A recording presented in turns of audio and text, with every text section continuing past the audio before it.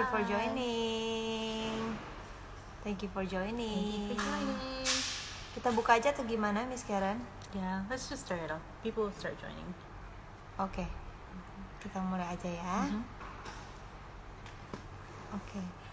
Selamat sore semuanya, kembali lagi dengan Sarita dan Karen dalam acara JMS JMS Aji Live Talks. Nah, biasanya nih Miss Karen, kita live-nya setiap hari Jumat. That's right. Biasanya, tapi minggu ini kita bikin special episode Hari Kemerdekaan Indonesia, makanya kita bikin live di hari Rabu. That's gitu. right. Usually we have our IG Live Talks on Fridays. Yes. But because of the Indonesian Independence Day, we're having a special live episode on this Wednesday, which is Iya. today. Tapi nanti hari Jumat nanti kita nggak ada live ya Miss ya. Yeah, there's no Jadi live kita libur on dulu Friday, yeah. karena MC-nya juga butuh libur. Baking. Jadi kita akan libur dulu. Hai Omi, Hai. thank you for joining. Nah, minggu lalu kita flashback sedikit. Minggu lalu kita sudah berbicara dengan narasumber dari Universitas Al-Azhar Indonesia. Kita membahas tentang bahasa, That's tentang seberapa banyak anak-anak bisa belajar bahasa, kemampuan mereka menyerap bahasa baru dan lain-lain. Bagi yang ketinggalan sesinya, bisa langsung cek di Instagram kita di bagian IGTV di @jakartamulticultural.school, dan soon mudah-mudahan segera akan kami upload di official YouTube kita di Jakarta Multicultural School. That's right. So last week we talked about we talked with a professor from the Al-Azhar University about children, how they learn languages. If you've missed that session, you can catch up on our IGTV at jakartamulticultural.school, or soon to be uploaded on our YouTube channel, Jakarta Multicultural School. Sorry guys, it's been quite busy, quite hectic, but we will have them uploaded for you. Oke, nah sebentar lagi Miss Karen, karena ini bicara tentang Hari Kemerdekaan ya, kita akan sebentar lagi akan mengundang salah satu tokoh yang cukup inspiratif, ya bentar ya, inspiratif untuk kita ajak sharing dan ngobrol-ngobrol That's right. tentang perjalanan hidupnya juga mungkin nih Miss Karen, karena sebentar lagi akan bergabung bersama kita Bapak David Jacobs yang merupakan para atlet di bidang table tennis. That's right. We're gonna hear a very inspiring story of Mr. David Jacobs. He's a para athlete in table tennis. So without sebentar, kita coba tunggu sebentar. Saya akan coba menghubungi. Kita masih coba kontak Pak David sambil tunggu nih. Hai Daniel, hai Hazi. Hi. Sebentar, kita masih tunggu. So we're just waiting to connect. Oke. Sebentar. Okay. So we're just waiting to connect. So again, guys, if you missed any of our sessions, you can catch up on IGTV, jakartamulticultural.school. Our YouTube is also filled with our events from our Independence Day, so check it out, Jakarta Multicultural School. Today we had our Independence performances, so you can see our songs, you can see our ceremony. Yesterday we had a whole bunch of quizzes and games, so definitely check it out. During this week, we'll be uploading new content at jakartamulticultural.school on YouTube. So make sure you subscribe or like. So just a few more minutes. We're just gonna connect soon with Mr. David Jacobs. We're just waiting for him to come through. Again, he's a very inspirational character, a para-athlete representing Indonesia from all over the world, so definitely you don't want to miss this. There's still time, so call your friends, call your family, so there's still a lot of time. Oh wait, no, that's not him, sorry. Is this him? This one? No, okay. Okay, so a few more minutes. He's a very busy guy. He's actually, when we called him this afternoon, he was on his way to somewhere, and now he's on his way to somewhere else. So definitely worth it. A very inspirational story. Hi. Thanks, guys, for joining us. I know it's a long weekend. We've only got 2 business days tomorrow, Thursday and Friday. We'll be having a holiday due to the Islamic New Year. So on this upcoming Friday, we'll have a bit of a break from our IGTV, but we'll continue next week, Wednesday, and next Friday, we're also going to continue our normal IG live talks. I'm not sure if this has been advertised yet, but maybe I'll just give you a little insight. So we will be having something to do with painting and arts. So you don't want to miss that. It'll be fun and interactive. Yeah, so I'm back. Sarita's back, my partner. Oke, jadi kita masih coba berusaha menghubungi karena beliau kebetulan posisi juga sudah tidak di Jakarta, tapi sebentar lagi akan kita coba kembali. It's maybe a time difference. Iya, betul sekali. Nah, sebelumnya minggu depan, akhirnya, oke. He's here, guys. He's here. Oke, sebentar lagi akan bergabung bersama kita Bapak David Jacobs, para atlet di bidang table tennis. Yes. IG Live hari ini mungkin kita nggak bakal sepanjang biasanya ya, Nis, karena waktu beliau juga terbatas. Karena harus ada latihan lagi. Oke, tanpa panjang lebar lagi, kita invite dulu sekarang.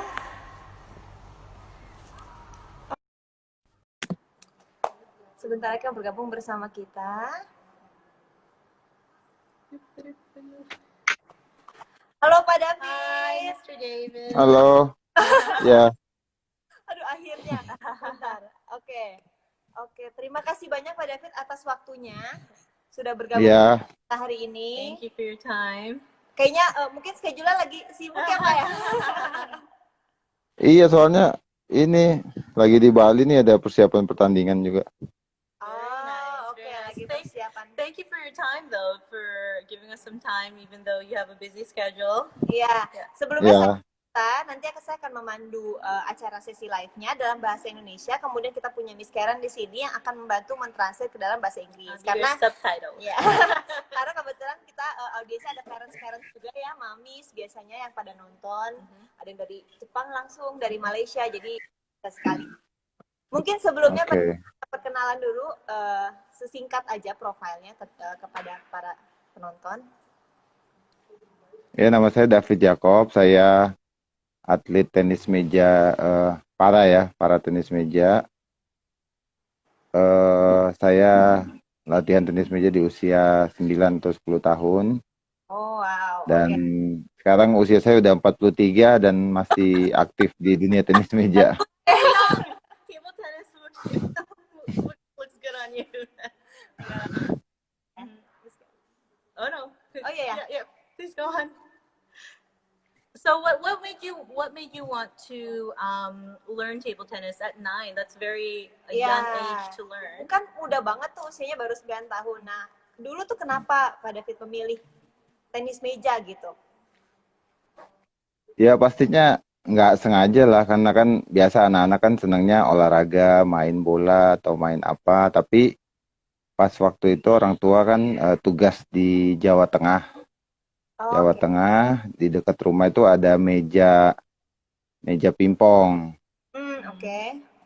Jadi awalnya kenal tenis meja di situ. Terus ya seneng main tenis meja sama kakak, sama teman-teman. Dan ya akhirnya keterusan gitu loh, lebih serius lagi main tenis meja. Oke. So ya awalnya cuman hobi-hobi aja, pastinya kan hobi karena ada meja di rumah. Okay. So initially, guys, Mr. David Jacobs, he is by accident table tennis, as most children find their passion is. He was just kind of. It just so happens that he was just playing with siblings. And continued on from there to his career, actually.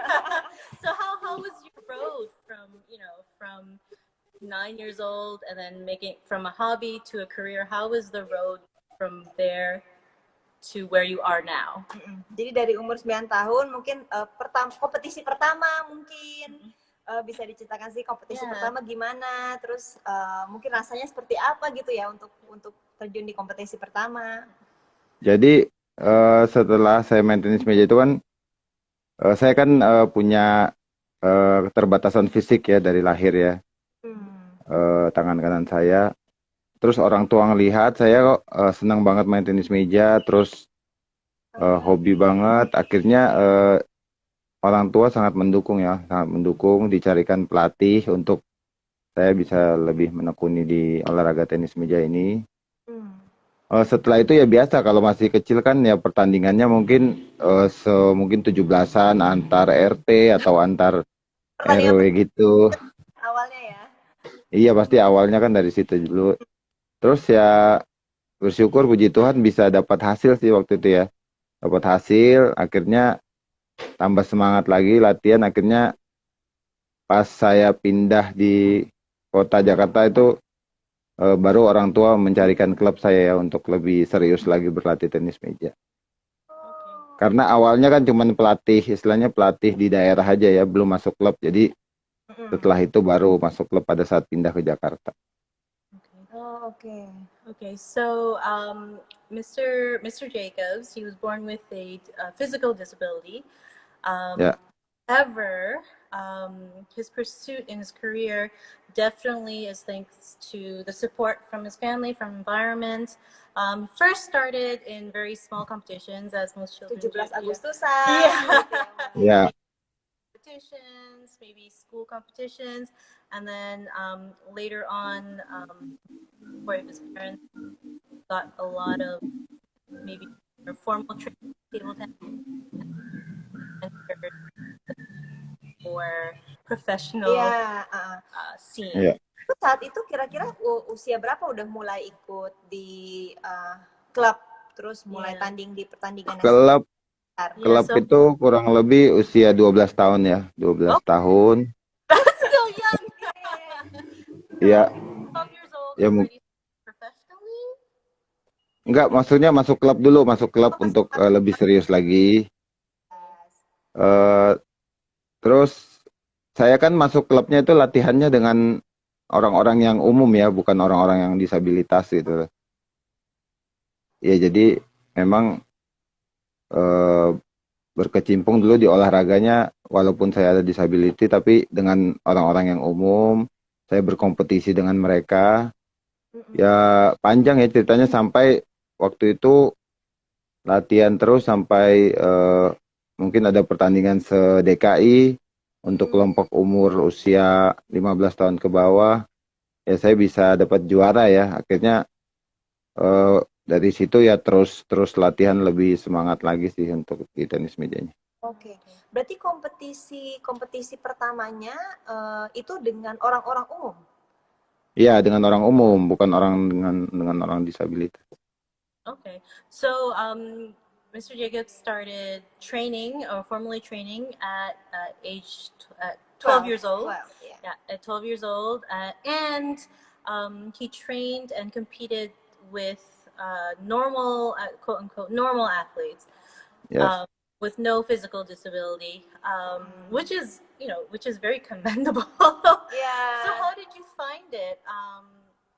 Were there any specific challenges that you had being a parent, like born with a physical disability, and you had to compete against somebody who was just Iya. who doesn't have a disability? Challenge-nya apa, tantangannya apa sih bisa? Kemudian kan tandingnya dengan orang-orang yang tentunya bukan orang-orang disabilitas gitu. Nah, tantangannya sendiri seperti apa tuh Pak David? Tantangannya pasti kalau saya ada disabilitas kan pasti kalau di main olahraga tenis meja ini kan itu olahraga yang cepat ya, cepat harus punya refleks bagus. Ya saya kan karena tangan kanan ini disabilitas dari lahir, paling nggak ada kalau di tenis meja ini balancingnya agak kurang lah, balancing agak kurang. Tapi itu saya tutupi dengan saya latihan kaki ya, kaki untuk lebih dikuatin lagi. Jadi bisa keseimbangan saya yang kurang ini bisa ditutupi dengan kaki yang cepat, kaki yang kuat untuk bisa bersaing dengan orang-orang yang umum itu. Oh, Oke, jadi Wow. diseimbangkan ya. Mungkin Iya, tidak bisa melakukan cukup baik, jadi dengan kaki diperkuat skill di kaki gitu iya, ya. iya. Yeah, yeah. So in order for him to compete, because disability is the right arm, Di right arm. kanan ya, Pak Right, David ya? kanan, kanan, Nah, kanan. In order to train his balance, trains his legs, which takes a lot of perseverance.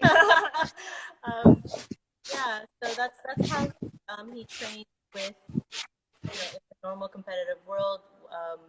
Although he is a para athlete. Nah, kalau misalkan kompetisi internasional apa nih Pak David yang sudah pernah diikuti dan mungkin prestasinya? That's right. What Bisa, type of bisa di-share? international competitions that you've joined? Jadi ini dulu nih, saya kan dulu waktu dari kecil kan memang dari junior itu sudah sering juara juga untuk level nasional ya, level Oh, nasional. Tapi bukan untuk yang kategori disabilitas, yang kategori normal. oke. Ya, tapi memang saya waktu itu kan memiliki cita-cita untuk menjadi pemain nasional Indonesia. Pemain nasional Indonesia, tapi memang saya belum dipanggil-panggil tuh. Kalau dulu kan kita sebut pelatnas, untuk menjadi pemain Indonesia itu disebut pelatnas. Saya belum dipanggil-panggil, pastinya kan ada sedikit kecewa ya. Ini kenapa saya udah berprestasi tapi belum bisa dipanggil, sampai suatu saat tuh saya tahun 2000 tuh saya ingat saya bisa jadi juara Indonesia pada saat itu, mengalahkan seluruh pemain terbaik Indonesia yang normal ya pada saat itu. Nah, dari situ baru saya akhirnya jadi pemain nasional Indonesia. Jadi tahun 2000 sampai 2009 itu saya jadi pemain nasional Indonesia. Saya berkompetisi di luar melawan orang-orang yang normal ya. Ya, dengan ya lumayan juga, cukup lumayan prestasinya. Baru setelah itu tahun 2010 saya bergabung dengan olahraga disabilitas gitu. Oh, oke. Jadi baru 2010 bergabung dengan olahraga. Ya, karena saya 2009 tuh saya pensiun jadi tim nasional yang umum. 2010 baru saya bergabung dengan olahraga disabilitas Indonesia. So it's a long road, definitely a long road. So Yeah. to year 2000, that's when you actually start representing nationally, but in the non-disability category. And then later on, 2010, that's when you para Ya, athlete. 2010 baru atlet para tenis meja. So what made you, so since you started your career, your prestige in like the category, what made you shift into, because you definitely made your, you made your mark in the normal category, to a category.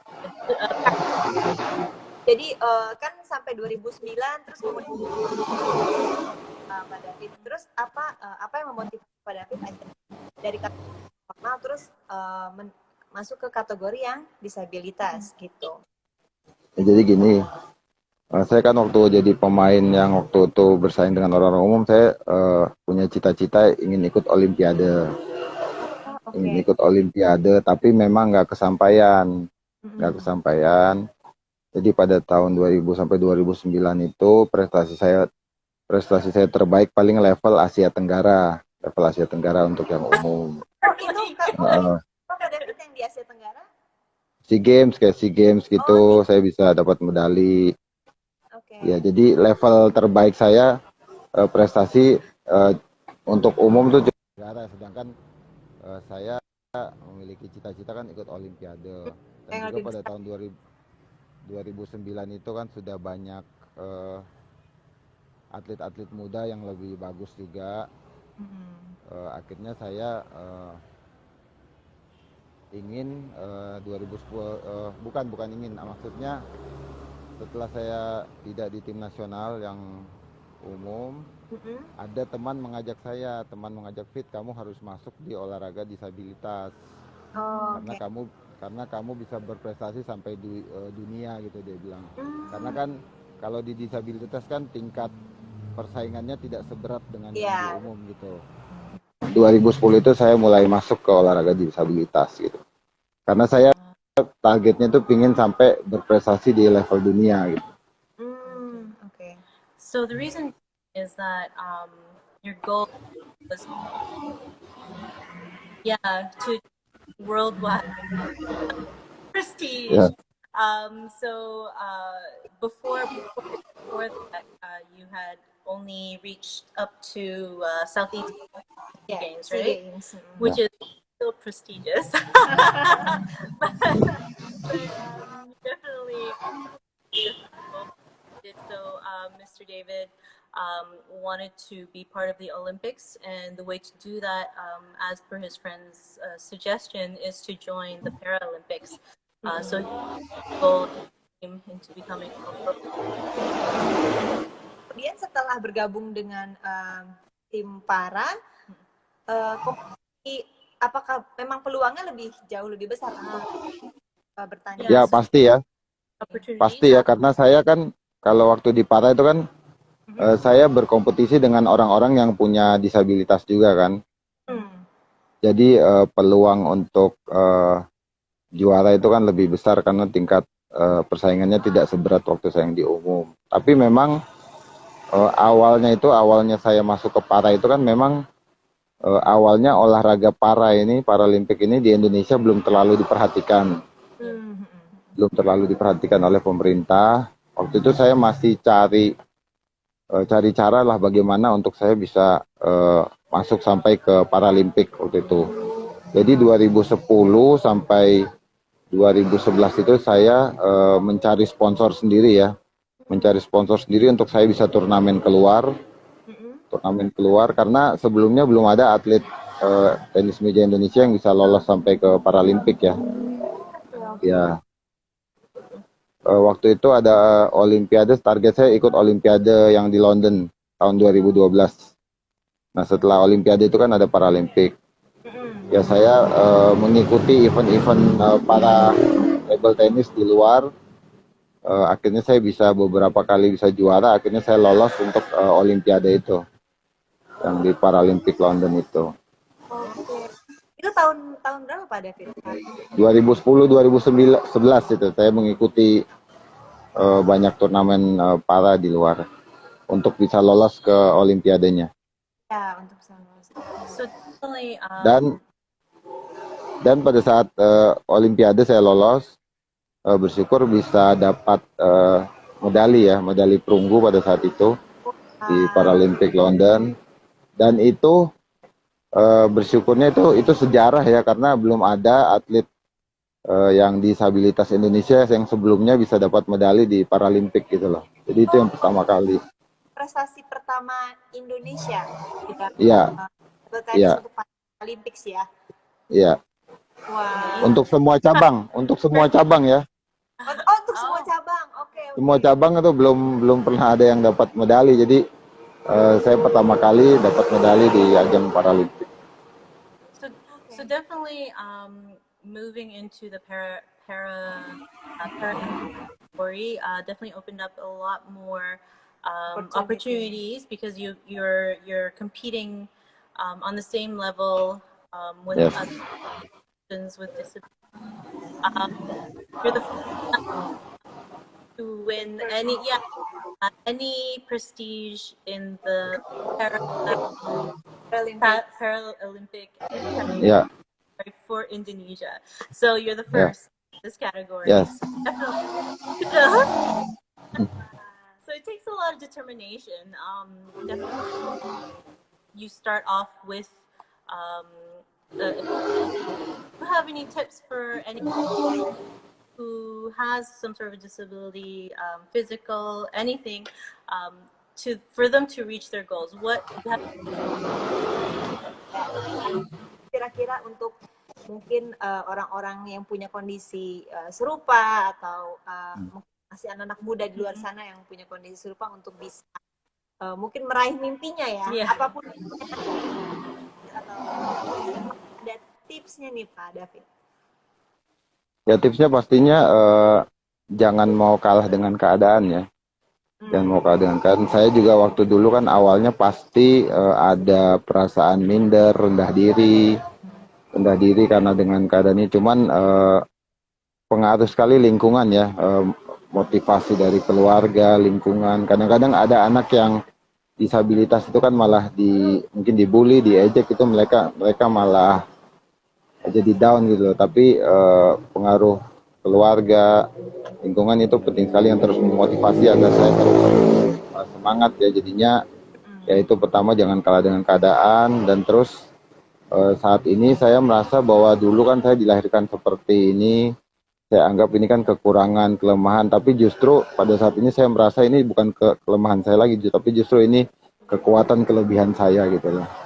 Jadi buat orang-orang disabilitas, jangan patah semangat, jangan putus asa dengan keadaan, tetap semangat, tetap berjuang, dan tetap berdoa karena Tuhan pasti memberikan semua orang itu talenta untuk bisa kita kembangkan. So definitely, even though you were born with something lesser than other people, definitely you want to keep your head up. Don't feel like you are less. Definitely, you want to surround yourself with positivity because that will affect you mentally. From the Support family. from the family, support from friends and family. You want to lean on them. You want to ever give up on yourself. Sama saya mau nanya, saat itu kan Pak David sebagai orang Indonesia pertama yang memenangkan medali di Paralimpik gitu ya. Iya. Rasanya seperti apa tuh Pak David? Maksudnya dengan membawa nama baik Indonesia, ada lokasi. Rasanya seperti apa itu waktu itu? That's right. How did you feel? Saat mendapatkan medali terus. Ya rasanya pasti senang ya,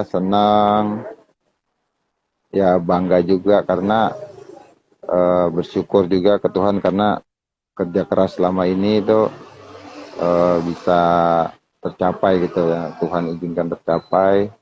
Dan juga setelah yang Paralimpik London itu, puji Tuhan bersyukurnya tuh olahraga Paralimpik di Indonesia lebih diperhatikan sama pemerintah gitu loh. Jadi itu buat inspirasi juga buat atlet-atlet tenis meja maupun cabang lain sekarang sudah sangat diperhatikan. Jadi olahraga yang umum dengan olahraga yang Paralimpik itu sekarang di Indonesia udah disamakan. Oke. Jadi sebenarnya itu juga membuka peluang atlet para juga ya di Indonesia setelah David menang medali, jadi membuka peluang bagi mereka juga yang akhirnya dapat perhatian juga dari perhatian lebih. Iya. Because Mr. David is the first Indonesia. The Indonesian government has been more attention to other para-athletes to give them opportunity to represent Indonesia. So you're actually a trailblazer. You're paving the way for other people. That's very inspiring. Apalagi kita tahu kan kemarin tahun 2012 juga kan Indonesia tuan rumah Asian Games, tuan rumah Asian Para Games. Gitu. Jadi semakin orang-orang kan semakin tahu loh apa sih olahraga Para Games ini seperti apa gitu. Jadi itu juga membuka mata untuk anak-anak muda, anak-anak yang punya disabilitas agar mereka masih punya harapan gitu untuk bisa melakukan terbaik di setiap bidang. So that's amazing. That's also creating, not just proceeding itself, but creating awareness for others.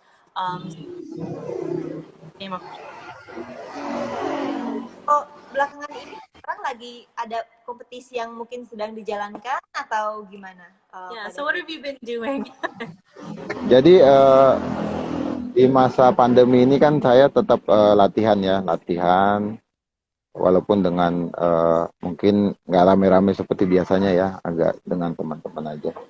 Tapi ini saya kalau di Indonesia saya terus berkompetisi dengan orang-orang yang normal, dengan orang yang umum, dengan pemain-pemain terbaik Indonesia, karena itu untuk sparring saya juga, untuk tetap menjaga stamina saya, level saya untuk saya nantinya untuk berkompetisi di para atlet yang di luar. Jadi saat ini tetap kalau ada kompetisi di nasional yang dengan orang-orang yang non disability saya tetap ikut gitu. Oh, oke. So at the moment, because of the pandemic, definitely, but definitely not in crowds, right? Ya, You're still competing with normal athletes, not in the para athlete category. You challenge yourself and keep yourself full of stamina, so that when you go to check para athlete category, ya, you can be top notch up there. Ya. ya, Kita masih ada waktu 10 menit untuk ngobrol-ngobrol dengan pertanyaan, boleh langsung That's right. di type aja di kolom komen. If you have any questions, don't hesitate to type in the comment box. Mbak David, berarti kan tadi Pak David mention ya, ada saat mana nah saat itu terjadi, apakah sampai sekarang itu sering kali Gimana? kan Pak David tadi sempat mention tuh kalau misalkan ada saat-saat di mana sempat down juga, Iya. dan apakah hal itu masih terjadi sampai sekarang dan mengatasinya seperti apa? Still feel down and down.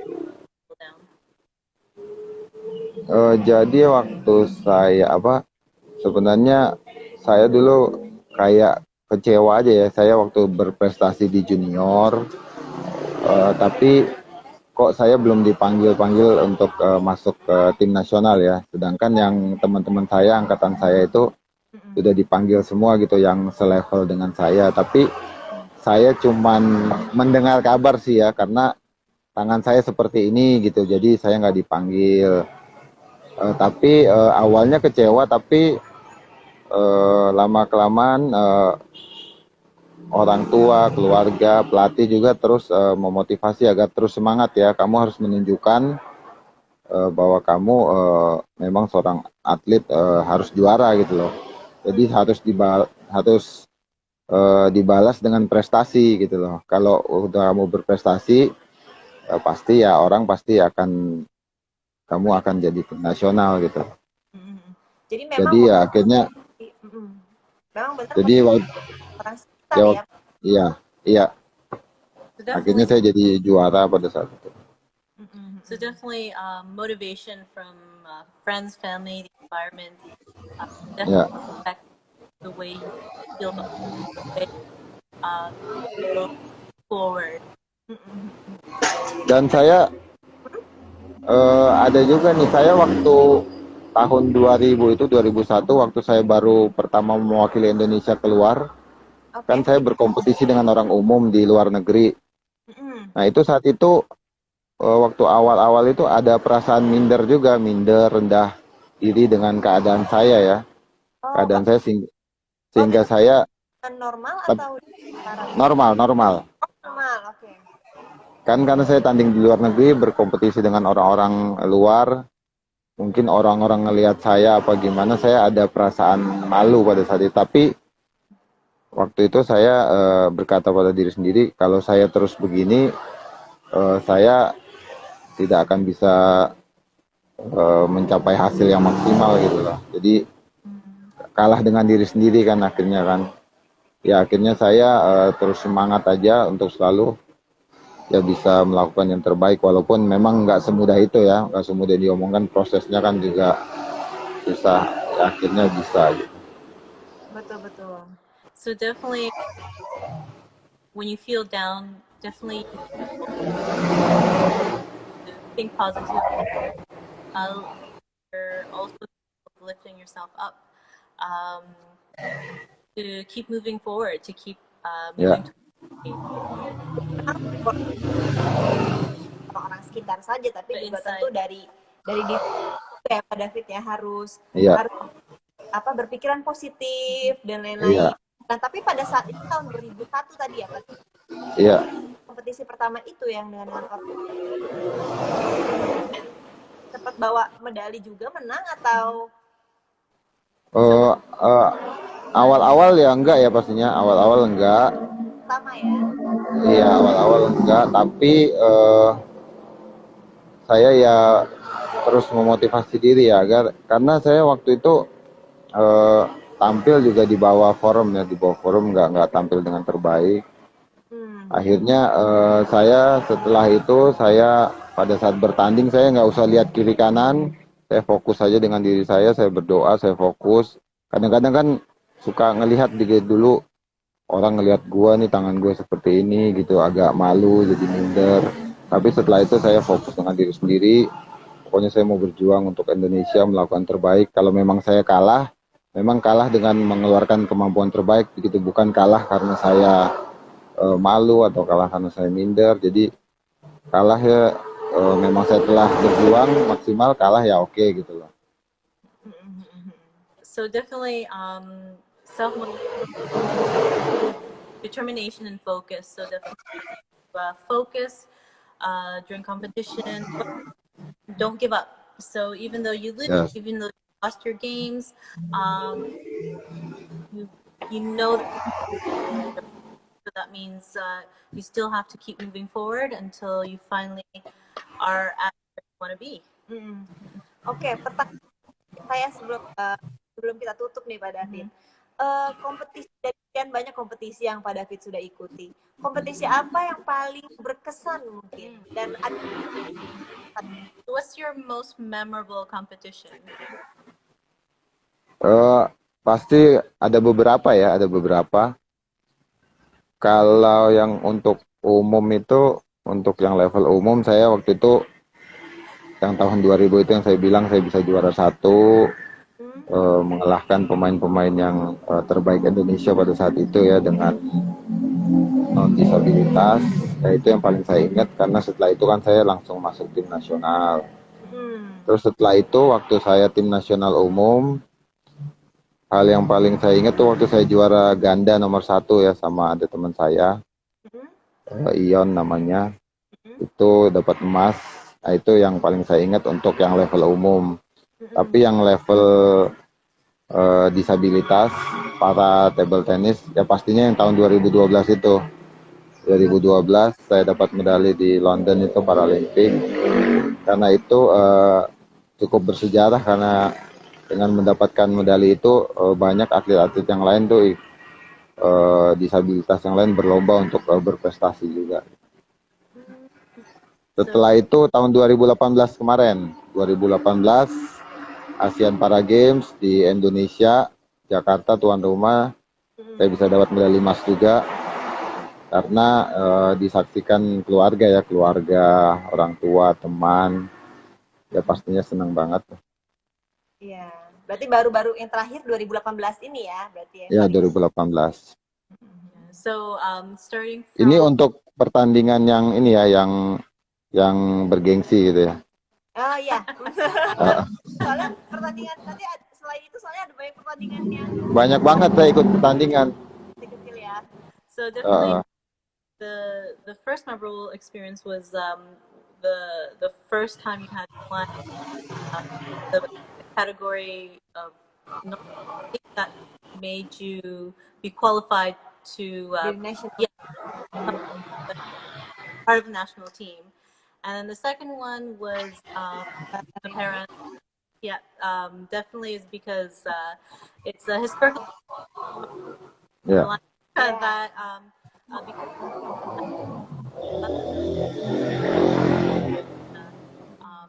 had paved the way for them to reach their dream. Yeah. And then the most recent one was the Asian Games? Asian Games. Asian Para Games. Asian Para Games. Yeah, so you won for the home team. Ya, itu berarti ya. Gold medal. Gold medal juga ya. Gold medal juga, bersyukur juga penghargaannya atlet Asian Games, atlet Asian Para Games itu udah disamakan sama pemerintah semuanya, penghargaan, bonus, jadinya luar biasa banget. Oke. Berarti memang dari pemerintah pun sangat Iya. That's amazing. Memperhatikan para atlet. Olahraga dia. Dan saya juga harusnya tahun ini saya ikut Paralimpik lagi di Tokyo. Tapi kan karena pandemi ini COVID. diundur untuk tahun depan. Pending ya Ya, pada acara. ya, tahun depan jadinya. Iya. Oh, oke, jadi jadinya 2021 Yeah. ya. Hopefully Jadi we'll run it. Cheer you on. ya jadi tolong didoain aja biar masih bisa berprestasi. So truly Pastinya. very inspirational story, very inspirational person.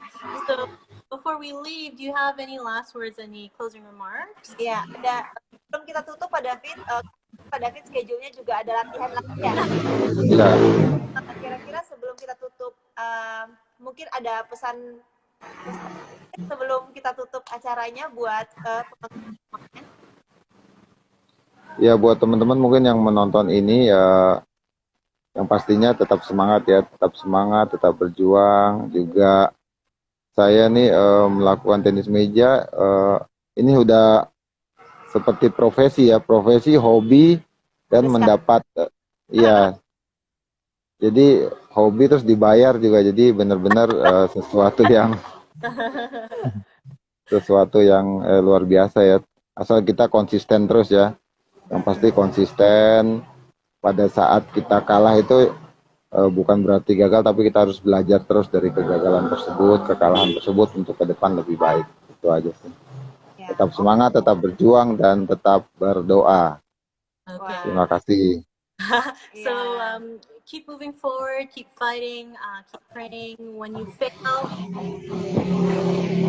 as an opportunity to learn. So definitely words of from David. Ya. Oke, Pak David, terima kasih banyak atas waktunya. Yes, thank you very much. Ya, oke. Lihat ya. He's like throughout the whole session, Yeah. he's like walking somewhere. Oke, terima kasih banyak atas waktunya. Thank you very much. Ya, terima kasih. Aktivitas, tetap semangat. Sekali lagi kita dari Jakarta gabung bersama kita hari ini. Yes, thank you very much. Pertama for untuk semua yang giving us nonton your hari time. ini, terima kasih banyak sudah bergabung bersama kita. Oke. Pak David. Thank you very much. Ya, terima kasih. Oke, jadi itu tadi dari Pak David Jacobs yang sudah share ke kita tentang kisah hidupnya, tentang perjalanan perjalanan hidupnya memulai karir sebagai para atlet That's right. di bidang tenis meja. Yeah. Seperti yang tadi kita sudah dengarkan dari awal, perjalanannya mulai dari 9 tahun belajar tenis meja hingga kemudian menjadi atlet para pertama yang ikut Paralympics dan pemenang medali pertama untuk Indonesia saat itu. Dan setelah beliau memenangkan medali pertama, membawa nama baik Indonesia di Paralympics, kemudian tadi kita sudah dengarkan ceritanya, setelah itu mulai Indonesia sendiri, pemerintah mulai memperhatikan atlet-atlet disabilitas di Indonesia gitu. Give me a second there. Okay. So we have just joined our conversation, or ended our conversation with Mr. David Jacobs. He's the first para-athlete representing Indonesia nationally, and because of him, all para-athletes have the opportunity, in Indonesia, all para-athletes have an opportunity to reach their goals, reach their dreams, to become an athlete. Because prior to this, the Indonesian government didn't really give much notice due to their disability. And an inspirational story, because of Mr. David Jacobs' disability, he made it not his weakness but his strength, and the Indonesian government commends him for it and honors him for it, and because of that, many people have opportunities to reach their goals that before they didn't have the opportunity to do. Jadi memang kisahnya sangat inspiratif sekali. Nah, terima kasih semuanya sudah bergabung bersama kita hari ini. Mungkin tidak sepanjang biasanya karena beliau juga sibuk.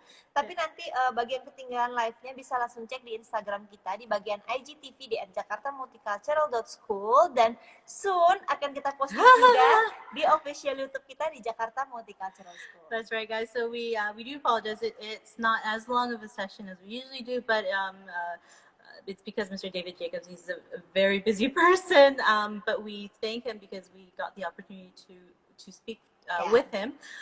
If you missed a session, please catch up on our IGTV at jakartamulticultural.school and our soon-to-be uploaded sessions at on our YouTube channel at Jakarta Multicultural School. Ya, nah pastinya minggu depan kita akan kembali lagi di hari Jumat. Yes. Akan ada sesi yang tidak kalah spesialnya. Ini seru banget karena kita bisa ikut, mungkin di rumah mamis dan adik-adik kakak-kakak semua bisa ikut cobain. Kita akan melukis bersama. Gitu, kita akan mengundang salah satu artis dalam arti ini ya, pelukis ya. An art. art, the real Yeah, artist. art, yeah. Ya, jadi nanti beliau akan sharing tentang watercolor painting. Jadi nanti tunggu aja update-nya di Instagram kita. Akan kita share juga apa yang dibutuhkan. Lalu siapa bintang tamunya akan kita share segera. Jadi stay tune aja di Instagram kita di @jakartamulticultural.school. That's right. So just a bit of a, what do I call it? Just a bit of disclosure, a teaser. So next week we're going to have an artist in the terms of a person who does art, not celebrity. So remember, it's next Friday, not this Friday. This Friday there will be no IG Live Talks due to the national holiday.